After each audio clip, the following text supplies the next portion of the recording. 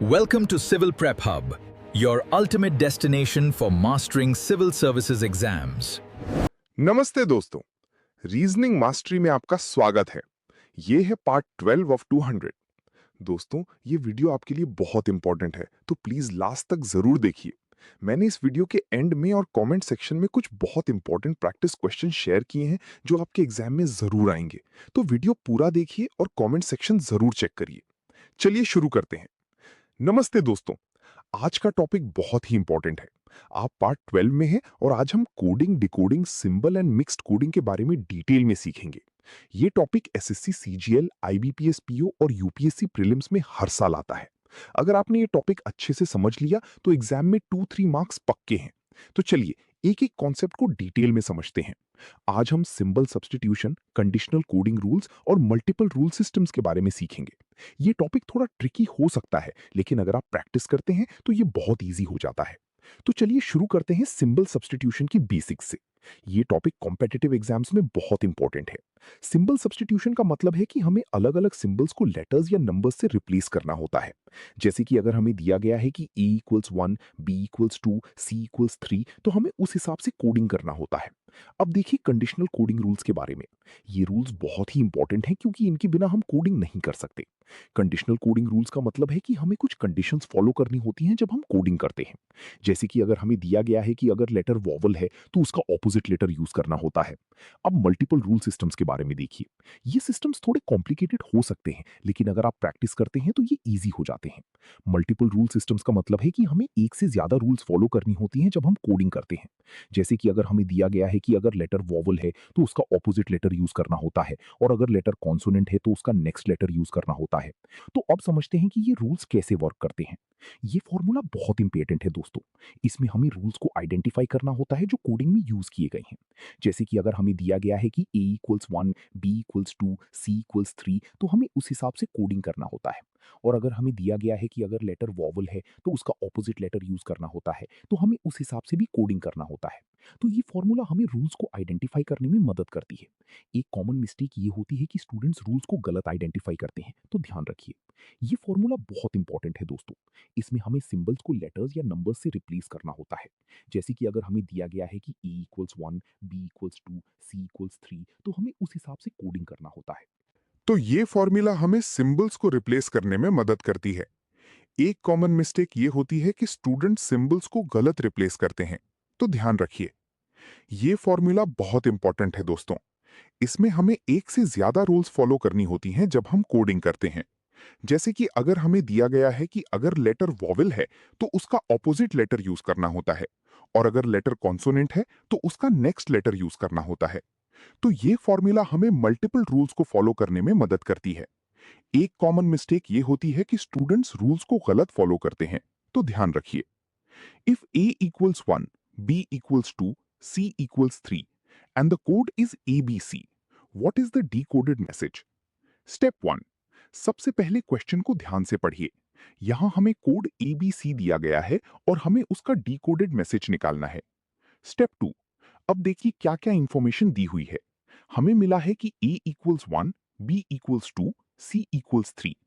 Step 3, अब symbol substitution technique use करते हैं। हमें कोड एबीसी को डिकोड करना है। स्टेप 4, तो हम सिंबल्स को लेटर्स से रिप्लेस करते हैं।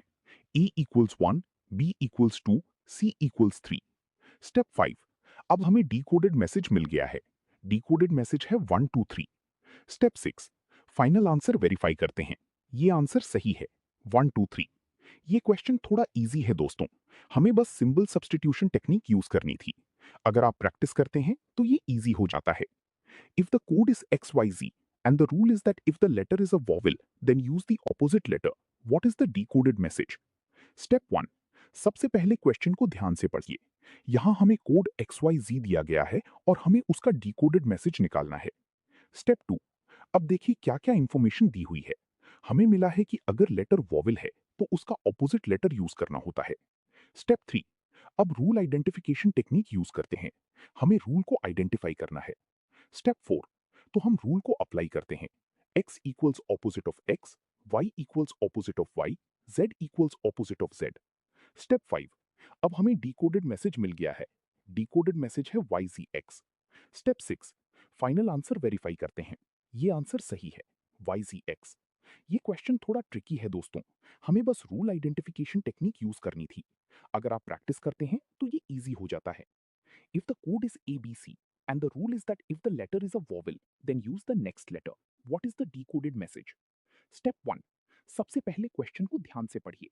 यहाँ हमें कोड ABC दिया गया है और हमें उसका डिकोडेड मैसेज निकालना है। स्टेप 2, अब देखिए क्या क्या इंफॉर्मेशन दी हुई है। हमें मिला है कि अगर लेटर वॉवेल है तो उसका नेक्स्ट लेटर यूज करना होता है। स्टेप 3, अब रूल आइडेंटिफिकेशन टेक्निक यूज करते हैं। हमें रूल को आइडेंटिफाई करना है। स्टेप 4, तो हम रूल को अप्लाई करते हैं। A equals A+1, B equals E+1, C equals E+1। Step 5, अब हमें डिकोडेड मैसेज मिल गया है। डिकोडेड मैसेज है 1 2 3। स्टेप 6, फाइनल आंसर वेरीफाई करते हैं। ये आंसर सही है, ABC। ये क्वेश्चन थोड़ा ट्रिकी है दोस्तों, हमें बस रूल आइडेंटिफिकेशन टेक्निक यूज करनी है। डिकोडेड मैसेज है ABC। Step 6, final answer verify करते हैं। ये आंसर सही है, ABC। ये क्वेश्चन थोड़ा इजी है दोस्तों, हमें बस रूल आइडेंटिफिकेशन टेक्निक यूज करनी थी। अगर आप प्रैक्टिस करते हैं तो ये इजी हो जाता है। If the code is XYZ and the rule is that if the letter is a consonant, then use the previous letter. What is the decoded message? Step 1, सबसे पहले क्वेश्चन को ध्यान से पढ़िए। यहां हमें कोड XYZ दिया गया है और हमें उसका डिकोडेड मैसेज निकालना है। स्टेप 2, अब देखिए क्या क्या इंफॉर्मेशन दी हुई है। हमें मिला है कि अगर लेटर कॉन्सोनेंट है तो उसका प्रीवियस लेटर यूज करना होता है। स्टेप 3, अब रूल आइडेंटिफिकेशन टेक्निक यूज करते हैं। हमें रूल को आइडेंटिफाई करना है। स्टेप 4, तो हम रूल को अप्लाई करते हैं। x equals previous of x, y equals previous of y, z equals previous of z। Step 5, अब हमें डिकोडेड मैसेज मिल गया है। डिकोडेड मैसेज है WXY।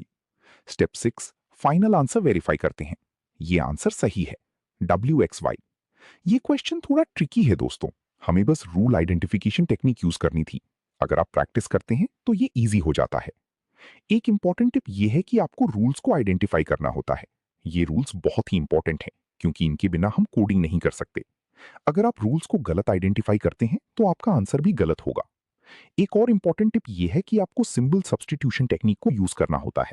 ये टेक्निक हमें सिंबल्स को लेटर्स से रिप्लेस करने में मदद करती है।